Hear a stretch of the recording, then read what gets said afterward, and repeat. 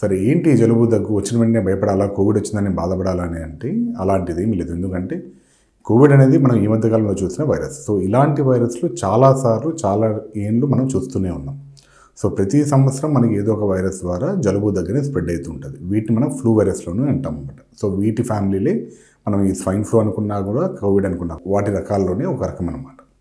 So ఏంటి దీనికి అంటే మనకి ఈ చలి ఎక్కువ అయినప్పుడు జలుబు దగ్గు వచ్చినప్పుడు మనం జాగ్రత్తగా ఉండాలి. ఒకటి, మనకు జలుబు దగ్గు వచ్చిందంటే మనం ఖచ్చితంగా ముక్కుకి గుడ్డ కట్టుకోవడం లేదా కర్చీఫ్ కట్టుకోవడం, లేదు అంటే అట్లీస్ట్ మాస్క్ పెట్టుకోవడం చేయాలి. సో ఇలా మాస్క్ పెట్టుకోవడం కానీ ఏదన్నా ముక్కు గడ్డం పెట్టుకోవడం వల్ల ఏంటంటే మనం తుమ్మినా దగ్గినా వైరస్ మనం బాడీలో నుంచి గాల్లోకి రాకుండా ఉంటుంది. లేదా అట్లీస్ట్ మనము తుమ్మినప్పుడు దగ్గినప్పుడు మనము చెయ్యిని అడ్డం పెట్టుకోవాలి. సో చాలాసార్లు చూస్తుంటే మనం మోచేతిని ఇలా అడ్డం పెట్టుకొని తుమ్మమంటాం లేదా దగ్గమంటాం. సో వాటి వల్ల ఏంటంటే ఆ వైరస్ అనేది గాల్లో లేకుండా మీకు స్ప్రెడ్ కాకుండా ఆగే ఛాన్స్ ఉంటుంది.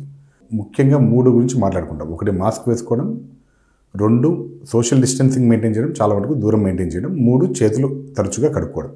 సో ఏ వస్తువు తాకినా లేదా ఏ స్థలం తాకినా లేదా ఎవరితో కలిసినా కూడా మనము వచ్చిన వెంటనే చేతులు శుభ్రంగా కడుక్కోవడం చేస్తే ఆటోమేటిక్గా ఏంటంటే అది గాల్లో ఉండి ఇలా ఉండే చేతుల పైన పడినవి ఏమైనా ఉన్నా కూడా మనకి రాకుండా ఉండే ఛాన్స్ ఉంటుంది.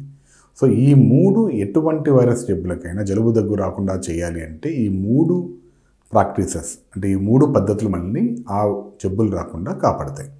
సో ఖచ్చితంగా ఈ చలికాలంలో మనం తీసుకోవాల్సిన జాగ్రత్తలు అవి.